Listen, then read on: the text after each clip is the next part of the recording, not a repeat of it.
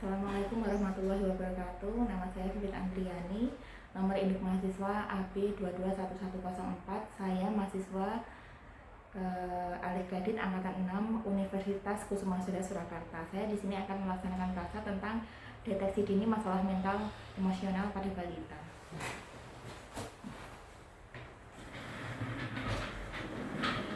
Monggo Mbak, silakan masuk. Waalaikumsalam. Ya. Ganteng banget, siapa itu namanya? Dimas, Bu. Oh ini, Ibu, ada yang bisa saya bantu? Ini Bu, kan anak saya dulunya itu anaknya aktif bermain dengan teman-temannya, makan dan tidurnya teratur, bisa diberikan perintah dengan 1-2 petunjuk, sama menyukai lingkungan baru, tapi akhir-akhir ini sering marah tanpa alasan gitu Bu. Oh, kenapa tuh sayang? Gak sering marah-marah. Kenapa? Oh, nggak apa-apa. Oh ya, iya Ibu. Deteksi nanti saya akan melakukan deteksi dini masalah mental emosional Ibu. Saya nanti mau tanya-tanya ke Pak Gunjingnya. Gitu. Adik namanya siapa Bu? Dimas, Adik Dimas, umurnya? 48 bulan. Umurnya 48 bulan. Ya, jenengan namanya? Kamila. Oh, Ibu Kamila. Ya, Ibu Kamila, memang ini sangat penting ya kita deteksi dini ya untuk anak kita apakah punya masalah mental emosional atau tidak begitu. Ini bisa dilakukan secara berkala ya. Ini tadi biasanya adik kan ini ya aktif gitu ya, makanya teratur, bisa diberikan perintah, udah pintar gitu ya, dan 1-2 petunjuk, terus kemudian menyukai lingkungan baru, nanti diajak kemana-mana senang ya dek ya. Ya, terus kemudian akhir-akhir ini sering tampak marah karena sifat yang jelas ya. Ini nanti dari sini ada ini ya Bu ya, ada 12 pertanyaan ya. Nanti saya tanya dengan tolong dijawab cukup dengan ya atau tidak saja ya. Ini apakah anak Anda seringkali terlihat marah tanpa sebab yang jelas? Iya Bu. Oh, jadi sering nangis gitu ya? Iya. Oh, terus tersinggung, terus apa?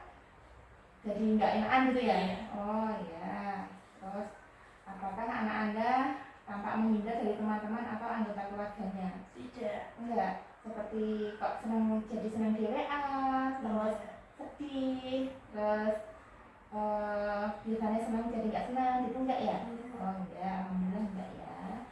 Terus apakah anak Anda terlihat berperilaku merusak dan menentang terhadap lingkungan sekitarnya? Bahkan Bu. Oh ya, misalnya terus tiba-tiba kan ini ya melanggar peraturan, saya kan nggak boleh ini, sudah tahu tapi kok dilanggar gitu enggak ya?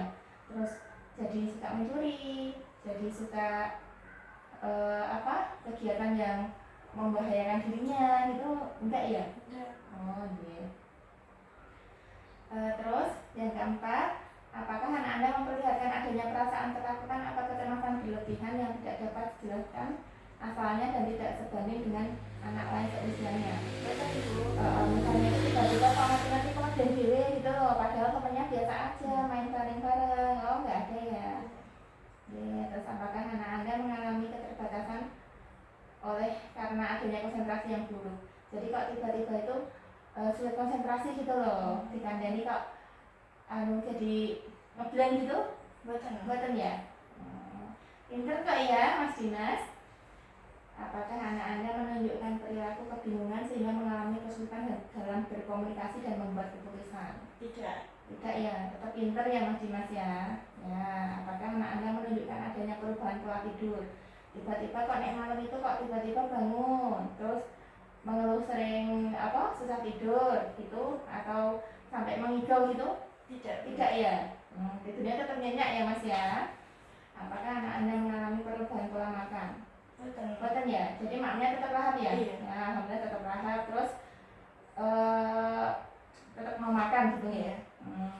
Apakah anak Anda seringkali mengeluh sakit kepala, sakit perut, atau keluhan-keluhan fisik lainnya?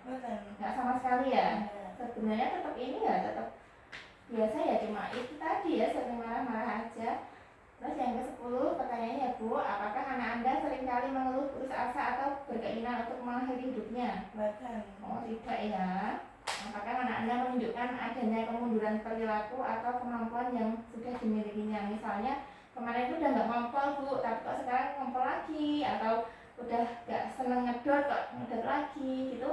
Enggak. Iya enggak? Oh enggak ya. Terus sering nggak Bu putra jenengan itu melakukan perbuatan yang berulang-ulang? Mboten tuh, mboten ya. Oh, oke.